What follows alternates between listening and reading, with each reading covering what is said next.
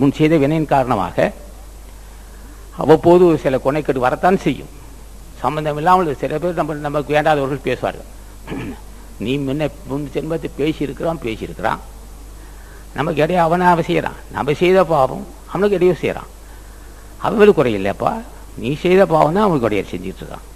அதனால் அவங்க மேலே கோபம் கொள்ள நியாயம் இல்லை. இந்த அறிவு யார் தருவான்னு அது ஆசான் ராமலிங்க சாமி தரணும். அது முதுபெரும் தலைவன் நந்தீசன் தர வேண்டும், முது தலைவன் அகத்தீசன் தர வேண்டும். நீ முன் செய்த வினை பயனும் ஒன்று சூழ்ந்திருக்கு. அது இந்த ஜென்மத்தில் சூழ்ந்திருக்கலாம். வினைக்கு அது வினை வெடுவதற்கு துணையாக இருக்கும் அல்லவா. உனக்கு மற்ற இடையூறு தந்தால் நம்ம பாவம் கழிவதுன்னு நினைக்க வேண்டும். மற்ற இடையில கடுமையாக பேசிட்டு போகிறான், பாவம் தீருது அல்லவா. அது ஒன்று முன் ஜென்மத்தை பேசியிருக்கலாம், அதுதான் பேசலாம்.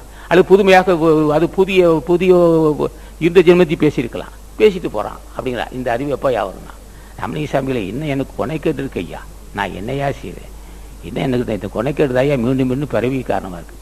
நீ என்னை இந்த கொனைக்கேடு வந்து விடுபட அருள் செய்யணும்னு கேட்கணும். கடுமை